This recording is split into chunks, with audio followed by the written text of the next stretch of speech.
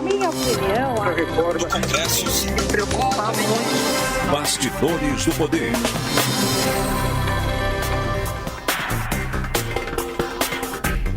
Olá, seja muito bem-vindo, seja muito bem-vinda ao Bastidores do Poder. Eu sou Marcos Andrade. Na próxima hora nós vamos comentar o que foi assunto nesta semana que passou e também tentar projetar o que vai ser notícia na semana que vem. Comigo está a Zezé de Lima. Olá, Zezé, seja bem-vinda. Então, olá, pessoal. Obrigada. Vamos lá, então. Vamos que vamos, Zezé. E a gente começa o programa de hoje falando de uma questão importantíssima que foi divulgada nesta semana e foi referente a um relatório que a ONU divulgou em que aponta que a ação humana na Terra já causa impactos nas mudanças climáticas que são irreversíveis. Para conversar sobre este tema, nós recebemos a Ana Carolina Amaral, ela que é jornalista, autora do blog Ambiência da Folha de São Paulo e também secretária executiva da Rede Brasileira de Jornalismo Ambiental. Ana Carolina, seja muito bem-vinda ao Bastidores do Poder. Obrigada, Marcos. Obrigada, Zezé. É um prazer estar com você. Ô, Ana Carolina, para começar a nossa conversa, eu acho que a gente tem que pegar bem do meio, assim, bem do começo da questão, para falar a verdade, porque tem gente que tem ainda muita dúvida, né? Quando a gente fala sobre mudanças climáticas, por exemplo, o aquecimento da Terra, né? Que é um tema que os terraplanistas acabam não acreditando, mas também tem uma galera que acaba fazendo piada, principalmente nesses momentos de inverno frio, né? Que a gente tá passando. Ah, cadê o aquecimento global? Então eu queria que você explicasse pra gente o que são essas mudanças climáticas, né? E quais são as ações do homem que acabam impactando no planeta Terra dessa maneira, né, que acaba fazendo essas alterações. Perfeito, Marcos, vamos lá do começo, então. A gente tem no planeta um efeito, que é o chamado efeito estufa, que ele naturalmente protege o planeta, mantendo mais aquecida a atmosfera. E esses gases de efeito estufa, eles passaram a ser emitidos com uma quantidade muito alta, numa velocidade muito grande desde a Revolução Industrial, desde o começo do século XX. Esses gases são principalmente o gás carbônico, que é emitido nos combustíveis fósseis, então a gasolina, o petróleo, o carvão emitem os gases de efeito estufa, e também no desmatamento, que no Brasil é responsável por mais da metade das emissões de gás estufa, que vem da retirada do carbono estocado nos troncos das árvores e também nas queimadas.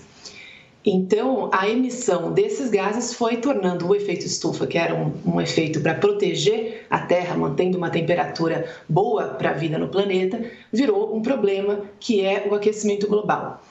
O aquecimento global não quer dizer só que a temperatura aumenta. O que a gente quer dizer com aquecimento global é que a média da temperatura global deve subir para níveis que começam a causar uma série de mudanças drásticas no sistema climático da Terra.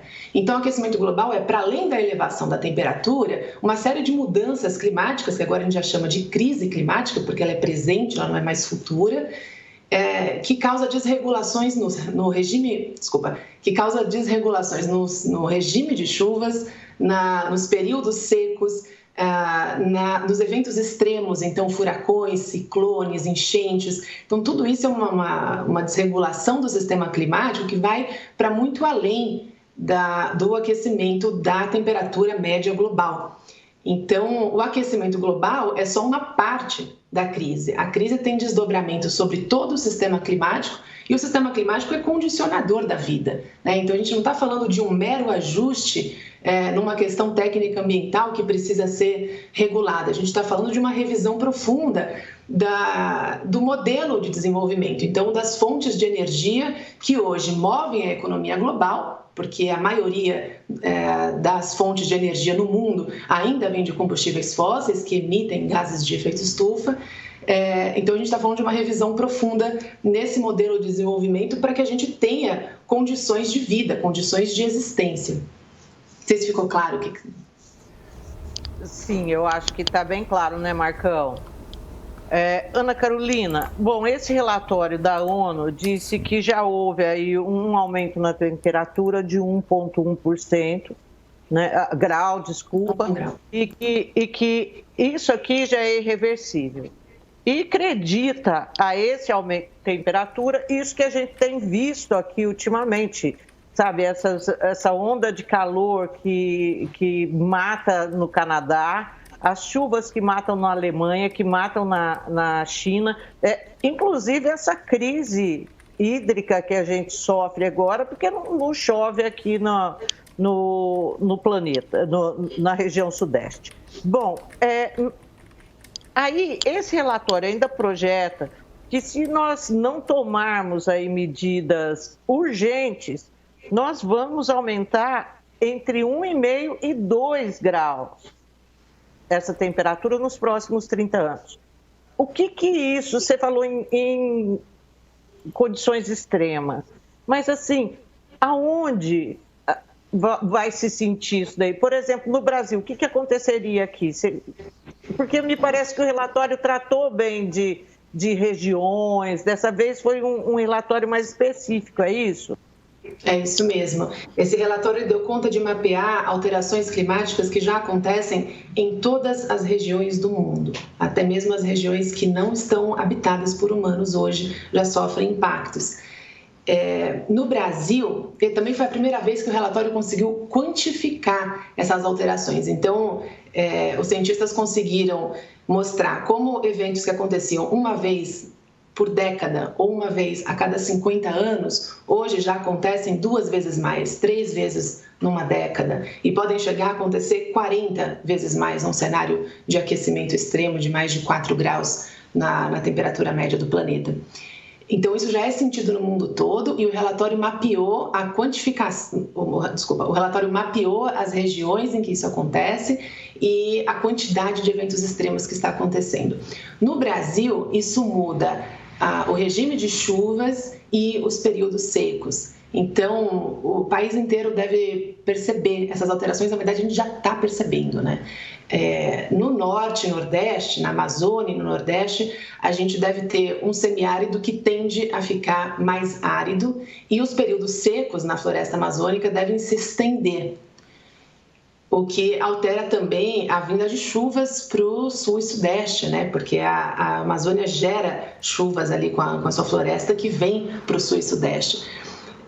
E no sul e sudeste, centro-sul do país, também deve ter chuvas e tempestades mais fortes, ou seja, um volume de água que deveria ser distribuído por meses pode cair em 5 dias, e isso é de grande prejuízo para a agricultura, né? Afeta o planejamento, afeta a proteção das plantações, das culturas. Então, o Brasil deve sentir profundamente essas transformações e o agronegócio também. É isso que eu ia falar com você, né? Quando fala em chuva, a gente imagina a questão dos rios, mais de água para a gente beber, para tomar banho, né? Para humanos. Mas o Brasil, grande parte do negócio dele hoje é exportar comida. E aí, essa mudança no regime de chuvas, quer dizer, eu nem consigo imaginar. Será que já existem estudos para ver como é que você faz para plantar com menos água? E aí, outra coisa que me veio à cabeça agora, aqui no Brasil, a nossa costa, ela é muito povoada. Acho que em todo lugar, né? Então, nós temos nossos grandes centros urbanos que a gente também já começa a perceber que tem lugares, por exemplo, em Santa Catarina, que o mar já chega e já invade casas. Isso, como é que você vê isso daí? O que você sabe sobre isso? Esse é um ótimo ponto, porque boa parte das capitais brasileiras estão em litorais. E o mar já tem um avanço previsto para as próximas décadas de 1 metro, o que deve prejudicar Rio de Janeiro, Porto de Santos, entre outras cidades importantes aí, com grandes conglomerados urbanos. Então, o Brasil deveria começar a pensar em se adaptar às mudanças climáticas, né? Esse é um verbo que já vem sendo usado há algumas décadas, porque já se tem o entendimento de que as mudanças climáticas estão acontecendo e não basta só tentar evitar que o quadro piore, é preciso se adaptar a ele. E o Brasil ainda tem uma percepção ilusória de que o país não é tão afetado por ser um país grande, continental, mas é um país vulnerável, sim, tanto pelas secas e tempestades, como a gente falou há pouco, como pela elevação do nível do mar, que deve invadir essas cidades litorâneas. E esse planejamento ele precisa ser feito pelas cidades, né? Os planos diretores das cidades precisam levar em conta esse avanço do nível do mar e começar a pensar em contenção e também em ações mitigadoras, porque as ações mitigadoras que se dedicam a combater o aquecimento global, ou seja, capturar carbono, evitar que as emissões aumentem, elas também, quando são usadas para isso, soluções naturais, como plantar árvores, que é uma coisa tão simples, elas também servem para dar mais resiliência para essas regiões. Então, a gente deu essa entrevista na Folha essa semana, o Eduardo Assad, que é um pesquisador da Embrapa dedicado a mudanças climáticas e agricultura, diz que a árvore é uma solução para a agricultura, não só porque ela captura carbono e evita que o nível de emissão aumente por isso, como também porque ela regula o clima local. Então, colocar árvores nas regiões importantes para a agricultura, para a pecuária, pode proteger as plantações de geadas, por exemplo, com uma barreira física, como também amenizar a temperatura e evitar que animais morram. A gente tem perda de animais hoje, de bovinos, de filhotes, de pintinhos, tem aborto de porcas, ele estava me explicando nessa entrevista, por conta de ondas de calor, mesmo na porção mais do sul do país. Então, o país realmente precisa começar a pensar em adaptação, começar a entender que o país também está vulnerável às mudanças climáticas. Ana Carolina, e o que dá para ser feito agora, né? Daqui para frente, o que precisaria ser feito e o que você acredita que os países vão fazer efetivamente para tentar conter, né, essas mudanças todas? A gente tem agora, no final do ano, a COP26, que é a 26ª Conferência do Clima da ONU, que ainda tem uma missão de terminar de regulamentar o Acordo de Paris, que foi assinado lá em 2015 e teve o consenso inédito de todos os países da ONU que se comprometeram com o objetivo de limitar o aquecimento global em até 2 graus, de preferência mais perto de 1,5 graus até a metade do século. Então, esse acordo foi assinado em 2015, mas ele ainda tem as suas regras, a sua regulamentação sendo negociadas nesses últimos anos. Em 2021, agora, a gente deve tentar fechar esse livro de regras. Tem algumas coisas sobre mercado de carbono, sobre compensação de emissões que precisam ser resolvidas. E agora, com a revelação desse diagnóstico do painel científico da ONU, essa conferência também deve ter uma missão, uma pressão maior para que os países, além de resolver as regras do Acordo de Paris, aumentem as ambições das suas metas. O Acordo de Paris tem uma coisa muito interessante, que é a seguinte: ele não determina uma meta global e todos os países devem obedecer essa meta. Ele permite que cada país faça o seu plano e diga o quanto ele pode contribuir para resolver a crise climática. Então, cada país coloca o seu objetivo. E agora tem essa pressão para que os países aumentem a sua ambição, ou seja, apresentem metas que que se conciliem com os objetivos de conter esse aquecimento, porque a gente ainda não chegou lá. Se a gente colocar as metas na mesa, as metas atuais dos países, a gente ainda vai para um aquecimento global de mais de 3 graus, o que é catastrófico para o mundo inteiro. Por que a gente fala tanto de 1,5, que é um objetivo que está mais realista agora? Quando o Acordo de Paris foi assinado, parecia que não era possível limitar o aquecimento em 1,5, sendo que a gente já aqueceu 1,1, mas agora ele parece mais realista, justamente porque esse painel científico da ONU, o IPCC, publicou alguns relatórios em 2018, fez um focado em 1,5 graus, mostrando que tem ações que, se a gente tomar na próxima década, que é basicamente reduzir as emissões de carbono pela metade até a próxima década, até 2030, a gente consegue limitar o aquecimento em 1,5. Por que é tão importante a gente falar tanto de 1,5? Porque 1,5 é o limite para preservar os territórios insulares. A gente tem muitos países ilha, que seriam naufragados num cenário de aquecimento superior a 1,5 graus. Então, quando a gente abandona esse objetivo e fala, não dá mais, já aqueceu 1,1, a gente vai com certeza passar de 1,5. O que a gente está falando é que a gente, na verdade, aceita que esses países desapareçam do mapa. Então, o cenário para que esse 1,5 graus seja mantido, ele ficou mais estreito nesse relatório. A gente precisaria começar a derrubar as emissões agora, o que também precisaria ser feito através de compensação, né, através do plantio de árvores num curtíssimo prazo, até que essa transição energética seja feita e os combustíveis fósseis sejam trocados por energias renováveis, mas isso precisa começar a acontecer imediatamente. Então, a gente precisa de planos ambiciosos e imediatos, porque a crise é imediata, ela já está acontecendo. Ficou claro, gente? Certo. Quero agradecer muito a participação da Ana Carolina Amaral, ela que é jornalista especializada em jornalismo ambiental, ela é autora do blog Ambiência da Folha de São Paulo, também secretária executiva da Rede Brasileira de Jornalismo Ambiental. E Zezé, ela foi minha bichete na faculdade, viu? Conheço essa moça desde que era novinha de tudo. Beijão pra você, Ana Carolina, até a próxima. Um beijo, obrigada. E agora a gente vai para um rápido intervalo e volta já, não saia daí. Bastidores do Poder. Bastidores do Poder.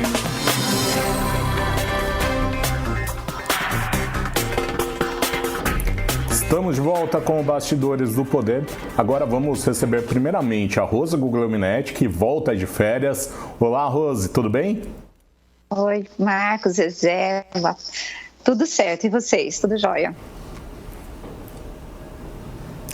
Vamos lá, né? Vamos que vamos, Rose. E agora a gente vai conversar com o deputado federal pelo Estado de São Paulo, pelo PSDB, o Carlos Sampaio, que é aqui de Campinas. Deputado, seja muito bem-vindo ao Bastidores do Poder. Muito obrigado, Marcos. É um prazer estar participando aqui do Bastidores do Poder com você, com a Zezé e com a Rose. É um prazer revê-los todos. Prazer é nosso. Deputado, essa semana que passou foi bem movimentada, né, em Brasília. Uma das pautas que a gente teve foi em relação ao voto impresso. O atual presidente da Câmara, o Arthur Lira, chegou a dizer, quando deu o resultado, né, que esperava que essa questão estivesse encerrada na Câmara, né, neste momento. E a gente sabe que era todo um movimento, né, coordenado pelo bolsonarismo na questão do voto impresso neste momento, para tentar ali, né, tumultuar a eleição, pelo menos essa sensação que muitos dos brasileiros têm em relação a esse assunto. Em 2014, quando o então presidenciável Aécio Neves, do PSDB, perdeu as eleições para reeleita, naquele momento, Dilma Rousseff, o PSDB chegou a questionar também as urnas e até uma auditoria chegou a ser feita, e o senhor, naquele momento, chegou a falar que não dava, né, para fazer uma auditoria nas urnas e defendeu o voto impresso. Nesta semana o senhor votou contra o voto impresso. O que mudou lá de 2014, 2015 para hoje? Oi, Marcos. Bom, mudou muito.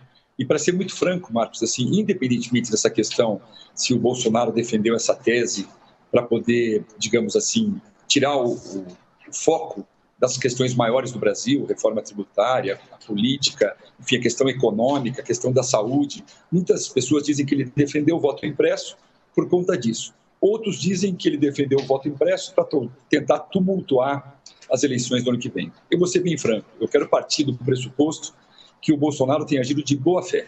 E é partindo desse pressuposto é que eu vou fazer essa análise sobre o que aconteceu de 2014 para cá, porque isso é uma história que as pessoas precisam conhecer. Eu tive dúvidas até 2019 sobre a necessidade do voto de urna ser auditável ou não ser auditável. E por que eu tive essa dúvida? Porque em 2014, depois das eleições nacionais, em que foi eleita, a eleição nacional que foi eleita Dilma Rousseff, fui eu o autor, como vice-presidente do partido, eu que sugeri e eu que questionei ao TSE pedindo uma auditoria nas urnas. E por quê? Porque as informações que eu recebia das redes sociais é que tinha havido fraudes por todo o Brasil. Na época, ainda procurei o presidente do TSE e disse, veja, em momento algum estamos questionando a totalização dos votos com relação a dizer que a Dilma ganhou ou perdeu. Não estamos questionando a eleição. eu acho que esse pedido, eu tenho a convicção de que esse pedido de auditoria é fundamental, disse ao presidente do TSE, para que o Brasil tenha segurança quanto ao fato das urnas serem auditáveis. Essa auditoria foi feita, Marcos, Zezé, Rose, por quase um ano. Ela terminou no final de novembro. E eu coordenei todo esse trabalho de auditoria, juntamente com técnicos e peritos do exterior, do Brasil e das mais variadas áreas. Finalizado esse processo, eu dei uma entrevista coletiva, onde eu narrei o que aconteceu. E o que aconteceu? Detectamos alguma fraude? Não detectamos fraude nenhuma. Mas o sistema, a minha visão à época, era auditável? Não. E por que não? Porque, Marcos, nós pedimos uma série de diligências ao TSE que foram oficialmente negadas. Eu pedi para ter acesso ao sistema de criptografia, a resposta foi que não era possível. Eu pedi para ter acesso ao BIOS. Esse BIOS, eu nem sabia o que era à época, mas depois fui orientado no sentido de que é um sistema que faz justamente a iniciação do computador. Pedi para entrar nesse sistema para ver se poderia haver algum problema. O TSE disse não. E os nossos peritos pediram para trazer hackers para simularem ataques às urnas. E o TSE respondeu não. Então, o que disse eu nessa entrevista coletiva? Detectamos alguma fraude? Não detectamos. Mas, na sua visão, o sistema é auditável? Não. E eu tive a coragem, Marcos, de ter sido o único deputado a questionar o TSE, pedindo uma auditoria, e depois ter tido a firmeza de, ao final de 2015, afirmar textualmente: o sistema, enquanto não for dado acesso a todos do sistema e dos programas do TSE, eu não posso afirmar que ele é auditável. Bom, 2015 continuei defendendo a mesma tese, 2016, 2017, 2018, e sempre que eu dava uma entrevista e me perguntava, eu falava: olha, na auditoria que fizemos em 2014 para 2015, nós não tivemos os acessos tal como gostaríamos. Eu não posso dizer que o sistema é auditável. No final de 2019, sob a relatoria do ministro Barroso, saiu uma nova resolução do TSE. O ministro Barroso não era presidente, foi quem o antecedeu. E o que essa resolução dizia? Ela acolheu, Marcos, simplesmente tudo o que foi objeto do relatório final da auditoria que nós pedimos em 2015. Eu exemplifico. Permitir o acesso ao programa, ao sistema de criptografia. Perfeito. Permitir o acesso ao BIOS. Perfeito. Permitir o que nós fizéssemos dali por diante, daquela resolução por diante, ataques com hackers, ataques simulados. E, além disso, além de tudo isso, para tornar auditável, ampliaram, como deveriam ampliar, o corpo daqueles que iam fazer a auditagem. Antes era OAB, Ministério Público e partidos políticos. Tudo bem que a OAB e o Ministério Público já são importantes representantes aí da sociedade civil e do interesse público, mas eles ampliaram. Além desses três, nessa resolução, eles incluíram as universidades que tinham faculdade de ciência e tecnologia, todas elas, as Forças Armadas, isso é importantíssimo, e a Sociedade Brasileira de Computação. Então, todos esses passaram a fazer parte do grupo que faria a auditoria. E faria auditoria de que forma? Da forma que nós solicitávamos em 2015 e que nos foi negada, com acesso a todos os sistemas e programas do TSE. A partir desse dia, dessa resolução, que é 23.603, de 12 de dezembro de 2019, a meu sentir, o sistema tornou-se totalmente auditável. Não tinha mais o que questionar. Tudo o que nós pedimos, eles fizeram e ainda incluíram mais integrantes para fazer essa fiscalização. Um detalhe, apenas para finalizar esse histórico, Marcos, que também é importante. Nós tivemos as eleições de 2020. Em 2020, todos esses órgãos e entidades foram chamados para a cerimônia de totalização dos votos. Eles acompanharam as urnas, as eleições e depois acompanharam a totalização, inclusive as Forças Armadas que indicaram o vice-almirante Otávio. Ele esteve presente também nessa cerimônia, onde todos verificaram a totalização. Quem reclamou das eleições de 2020? Quem disse que não era auditável? Absolutamente ninguém. E por quê? Porque passou realmente a ser plenamente auditável. Então, eu tinha a obrigação de ontem na tribuna da Câmara, eu poderia perfeitamente ter votado e ponto, sem me expor.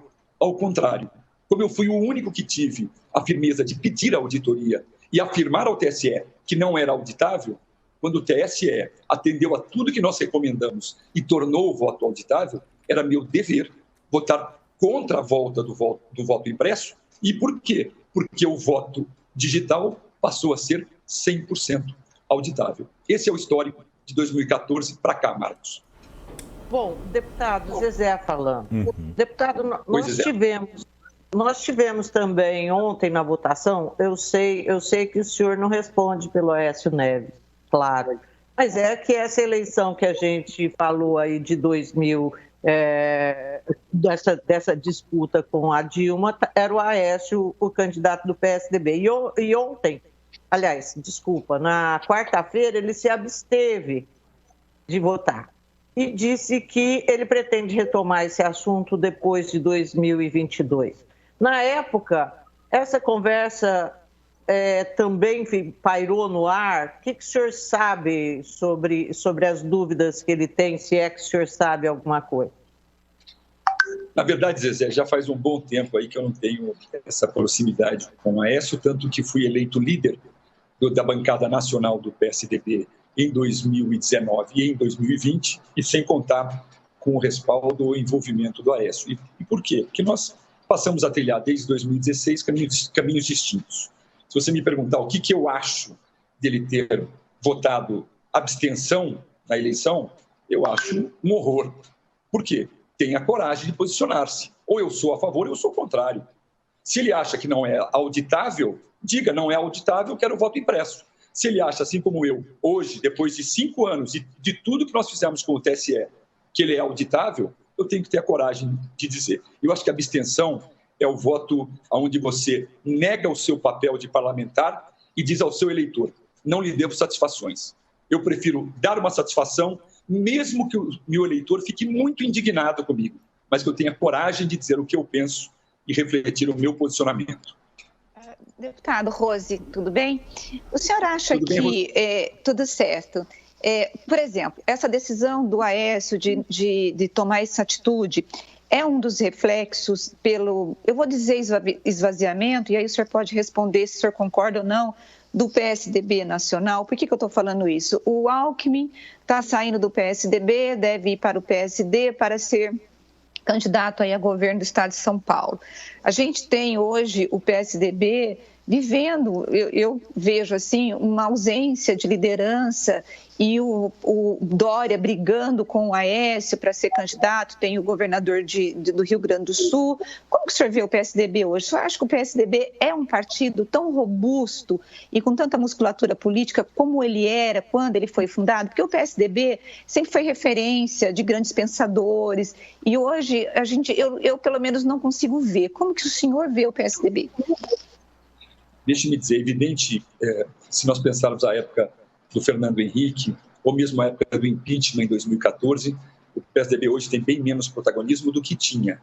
Agora, o PSDB, Rose, no estado de São Paulo, por exemplo, fez muito mais prefeitos nessa eleição do que na eleição passada.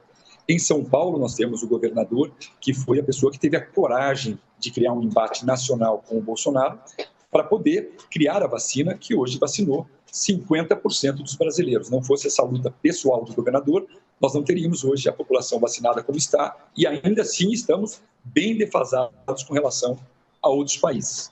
Hoje não existe uma briga do Dória com o Aécio. Não existe. Existe um pensamento do PSDB de que nós temos que fazer prévias para discutir os temas importantes para o país e para nos recolocarmos. Mesmo, Rose, com toda a franqueza, o PSDB não basta ele não ser PT e não basta ele não ser direita e centrão. O que ele é? Se o PSDB se perdeu nesses 2 últimos anos num posicionamento, e eu reconheço que nós devemos nos reencontrar, é hora de debatermos. E temos a sorte de ter um partido que continuam com grandes nomes do país, apesar de alguns outros nomes estarem sendo questionados pela população e com todo direito. Mas, por exemplo, nenhum partido tem 4 pré-candidatos numas prévias, como nós temos hoje. O Eduardo Leite, governador do Rio Grande do Sul, o João Dória, governador de São Paulo, Tasso Gereissati, um dos grandes senadores e que mudou a história do Ceará como governador, e Arthur Virgílio, um dos maiores senadores e tribunos do país e que governou por 2 vezes Manaus. Então, nomes nós temos. O que nós precisamos agora é definir o caminho, é o nosso olhar, para onde vamos. E é isso que o PSDB tem que fazer nessas prévias. Aproveitar essa oportunidade, pegar a opinião de cada um deles sobre o que se quer para o Brasil e termos uma unidade de propósito. Agora, vai, Zezé. Bom, deputado, o senhor falou em 4 nomes, de fato tem 4 nomes aí que devem disputar essa candidatura. Mas são nomes que o senhor considera fortes? Assim, fala-se em uma terceira via, mas o senhor vê o PSDB como essa terceira via para disputar as próximas eleições, se a gente quiser quebrar essa polarização Lula-Bolsonaro? Não só vejo, Zezé, como, para ser bem franco, eu não conheço nenhum outro partido que tenha qualquer nome da estatura dos nossos. Eu concebo as críticas que fazem ao PSDB, sei que o PSDB precisa reencontrar-se, acabei de dizer isso, precisa buscar o seu horizonte, para onde vai, para onde vamos caminhar, mas se você pensar hoje em qualquer outro quadro de outro partido, você não vai encontrar nenhum da estatura desses que falei.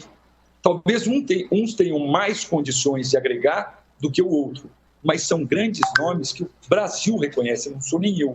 E eu não consigo imaginar, sendo muito franco, tirando o fato de eu ser do PSDB, que foi o único partido que eu me filiei a minha vida toda, e muitas vezes fiquei desgostoso também com o PSDB, mas prefiro mudá-lo aqui dentro do que deixar o PSDB, eu não consigo ver nenhum outro partido com um nome de estatura igual tem o PSDB para tentar ser essa terceira via, que é fundamental para o país. Nenhum extremismo faz bem. Aliás, o extremismo muitas vezes causa até uma cegueira absoluta, e isso é muito ruim.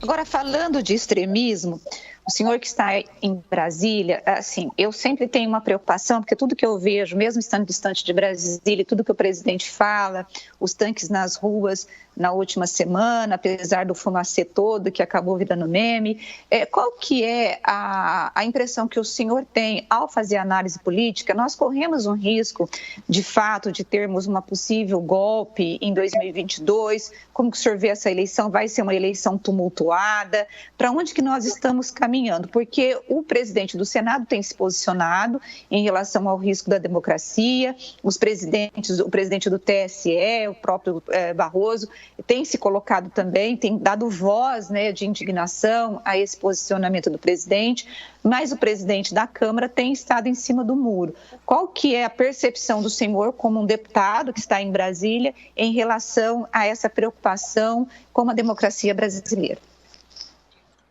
Bom, primeiro que, para ser bem franco, eu tenho para mim que o Arthur Lira deveria, neste dia da votação do voto impresso, ele deveria ter adiado a votação, porque diz ele que foi uma coincidência todos os tanques nas ruas.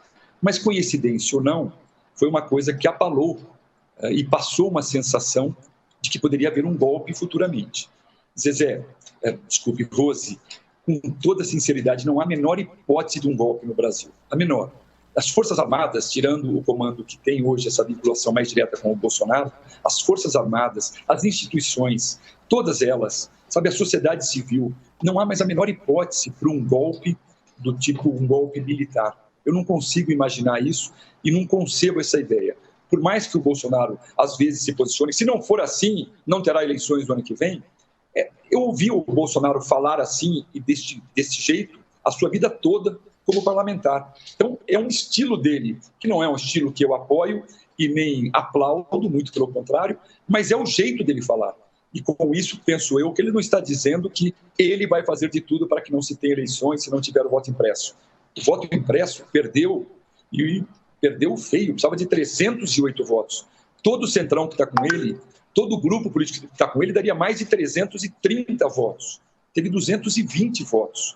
Então, ele não tem essa força dentro do Congresso e nem nas Forças Armadas, e muito menos da sociedade civil. Hoje ele tem o apoio de 20%, sim, tem. Dependendo da pesquisa, tem 20%, tem 25%. O Lula, é verdade que as pesquisas indicam que ele tem 40, 45, é verdade, todos os partidos fazem pesquisas, o PSDB também, hoje está esse cenário. Nós temos o Lula aí entre 40 e 45 e o Bolsonaro entre 20 e 25. Mas, de forma alguma, isso quer dizer que ele teria força, ou quem quer que seja teria força para um golpe. Não cabe no Brasil, no Estado democrático que vivenciamos, falar-se de golpe e nem conceber-se que isso seria possível. Mesmo, Rose, eu não trabalho com essa hipótese de forma alguma. Que bom. Eu queria agradecer muito a participação do deputado federal Carlos Sampaio, pelo PSDB de São Paulo. Deputado, até a próxima. Marcos, muito obrigado a você, Rose, Zezé, foi um prazer. Até a próxima, se Deus quiser. Prazer é nosso. A gente vai agora para mais um intervalo e volta já já, não saia daí.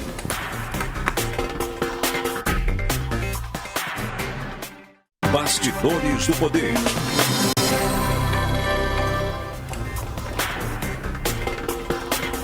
Estamos de volta com o Bastidores do Poder e agora vamos falar sobre a crise hídrica. Estamos em contato com o Flávio Forte-Stênico, ele que é assessor técnico do PCJ. Flávio, seja muito bem-vindo ao Bastidores do Poder. Eu que agradeço o convite, é uma honra estar presente aqui com vocês nesse momento.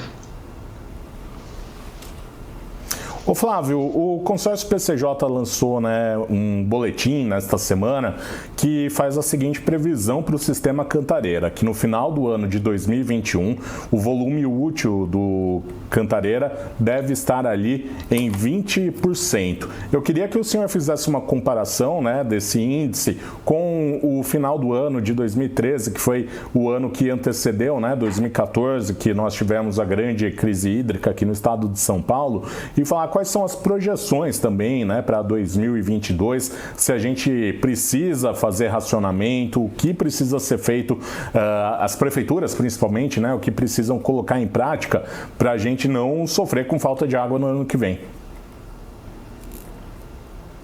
Combinado. Bom, exatamente. Nós fizemos aí o lançamento, junto aos nossos municípios associados, do nosso boletim de disponibilidade hídrica, E a gente pôde constatar aí no nosso boletim, a gente faz uma previsão, de qual vai ser o comportamento do sistema Cantareira, o nosso principal manancial de abastecimento aqui para a região das bacias PCJ e também região metropolitana de São Paulo. E nós pudemos constatar no nosso boletim de que realmente a previsão é de que o sistema Cantareira ele finalize este ano de 2021 em torno aí de 20% de volume armazenado. Esse volume ele é bastante próximo do que nós havíamos registrado no final do ano de 2013, que estava também em torno aí de 27% de volume armazenado. O que fica para essa questão da estiagem que estamos vivendo no ano de 2021 é justamente isso. O ano de 2021 ele tem sido marcado por uma escassez de chuvas e uma baixa recuperação dos mananciais aqui nas bacias PCJ. Se a gente utilizar como uma média aí, nos primeiros 5 meses do ano, que vão de janeiro a maio, que é considerado o período úmido, que é onde ocorrem as chuvas mais intensas, nós registramos chuvas 30% abaixo do esperado aqui na região das bacias PCJ nesse período. E isso realmente fez com que os mananciais não se recuperassem dentro do esperado. E vale lembrar também que a gente já vem constatando essa redução das chuvas aqui na região desde o ano de 2017. Então, aí sucessivos anos, aí 2017, 18, 19, 2020, nós vimos constatando essas chuvas abaixo do esperado e o ano de 2021 tem sido a mesma coisa. Então, isso implica numa redução aí mais rápida dos volumes dos mananciais, seguindo essa tendência, por exemplo, agora o mês de junho e o mês de julho, que dão início ao período mais seco aqui na nossa região, nós também tivemos chuvas bem abaixo do esperado.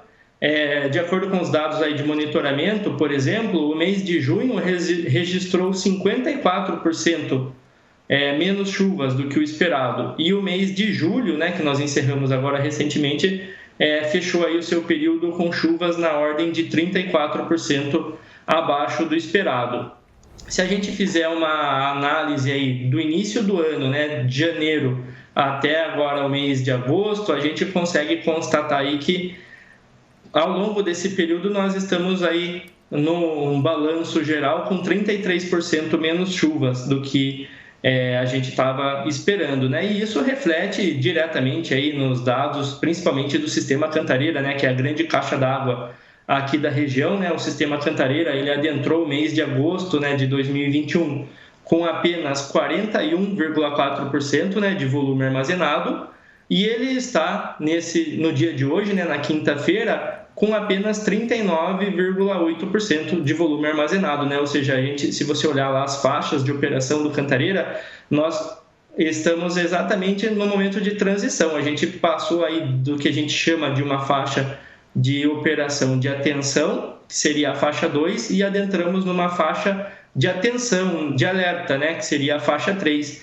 visto que nós baixamos aí do volume de 40% no reservatório, né? Lembrando que hoje a gente está com 39,8% de volume de operação. No mesmo período do ano passado, o Sistema Cantareira estava operando aí com aproximadamente 50% de volume.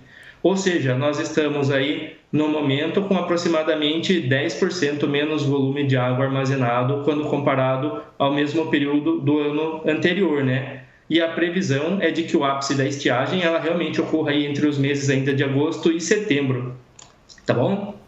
Nossa, Flávio, olha, a Zezé falando. Oi, isso tudo dá bom, uma Zezé? atenção, tudo jóia. Isso daí dá uma atenção, falar que esse negócio dessa história de água. Você sabe que em 2014 eu não conseguia nem dormir, de tão tensa que eu fiquei por causa da falta d'água. Mas vamos lá. Para o ano que vem, a gente sabe, então, que a situação é crítica, a gente entra 2022, assim, no bico do corvo de novo, vamos lá fazer aquelas obras de novo no Cantareira para pegar o golinho, né, certamente, que resta lá no reservatório. Mas tem previsão para chuva boa o ano que vem? Ou tem algum fenômeno aí já previsto que deve tornar o ano mais complicado? Realmente, assim, nós estamos realmente vivenciando hoje em dia a incidência dos eventos climáticos extremos, né?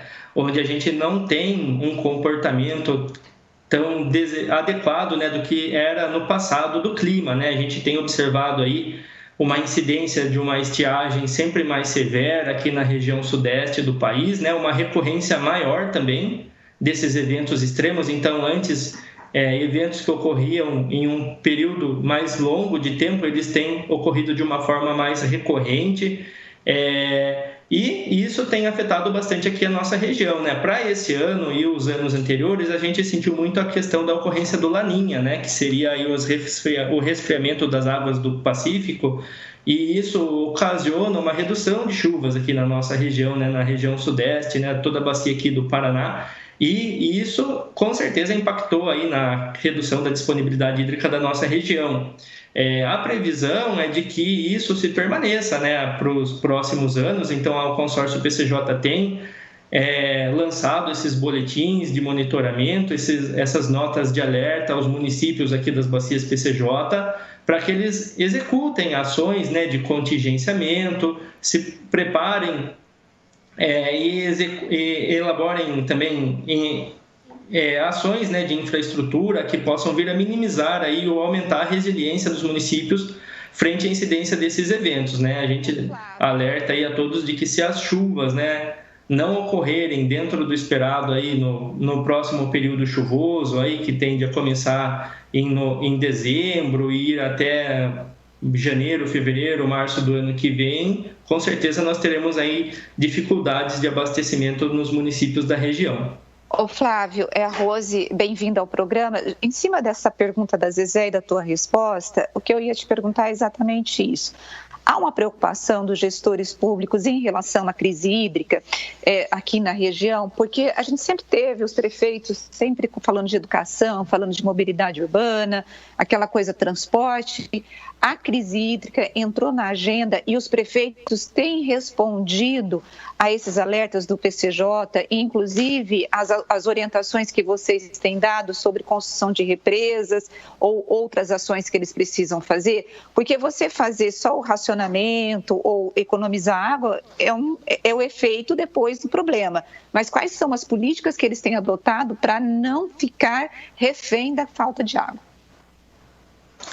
Exatamente, Rose. É extremamente importante que os gestores municipais eles coloquem em suas agendas públicas ações, né, voltadas à infraestrutura verde, recuperação de mananciais, desassoreamento, plantios ciliares, construção de reservatórios. E isso a gente tem notado uma mudança de cultura na nossa região, né, muito em função de toda a sensibilização que é feita, todas as campanhas que são realizadas. O consórcio PCJ vem incentivando aí os prefeitos, os gestores municipais, e a gente entende sim que a região ela tem mudado aí essa questão da percepção quanto à estiagem, as ações ambientais, né, que são necessárias nos municípios. A gente tem aí, aqui para as bacias PCJ, está em andamento a construção de 2 grandes barramentos regionais que vão ampliarem bastante a disponibilidade hídrica regional, né? Inclusive para um horizonte futuro. Então, são aí os reservatórios de Amparo, né? O reservatório de Duas Pontes, ali no rio Camanducaia, e o reservatório de Pedreira, no rio Jaguari. São obras grandes aqui nas bacias PCJ que estão sendo realizadas principalmente visando essa garantia do suprimento hídrico, né? E os municípios têm feito também ações, né, de contingenciamento, campanhas de sensibilização ambiental. A gente tem incentivado que eles executem reservatórios municipais quando necessário, né? Obviamente que uma única ação isolada, ela não vai garantir uma resiliência dos municípios como um todo, mas a gente fomenta de que diversas ações, né, quando realizadas em conjunto, aí passando então desde a parte de você recuperar um manancial, fazer um plantio ciliar, uma ação de desassoreamento, construir um reservatório e envolver também a comunidade local, né, para que ela faça o uso eficiente da água, né, que ela evite aí de tomar um banho muito longo, ou de escovar o dente com a torneira aberta, ou lavar a calçada com a mangueira, né? Então, é uma ação aí que todos, como sociedade, temos que atuar em conjunto para garantir aí uma maior resiliência da região frente à incidência aí dos eventos climáticos extremos e principalmente à estiagem. Quero agradecer muito a participação do Flávio Fortstênico, assessor técnico do consórcio PCJ aqui no Bastidores do Poder. Um abraço e até a próxima, Flávio. Eu que agradeço, viu, Marcos, Andrade, Zezé e Rose. Foi um prazer estar aqui com vocês. Estamos à inteira disposição, o consórcio PCJ aí, para estar contribuindo e auxiliando aí para que a comunidade em geral, né, a população, ela se sinta informada e atenta aí para as ações necessárias aí no âmbito da gente conseguir enfrentar os efeitos aí da estiagem. Boa tarde a todos. Forte abraço, até a próxima. A gente vai agora para o último intervalo e volta já já, não saia daí.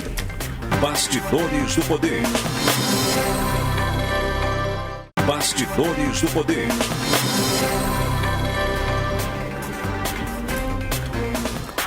Estamos de volta com o último bloco do Bastidores do Poder e agora vamos saber o que será notícia, né, nesta semana, quais são as perspectivas, o que deve ser assunto, começando por nossa decana Zezé de Lima. E aí, Zezé, o que você acha que vai pegar nessa semana?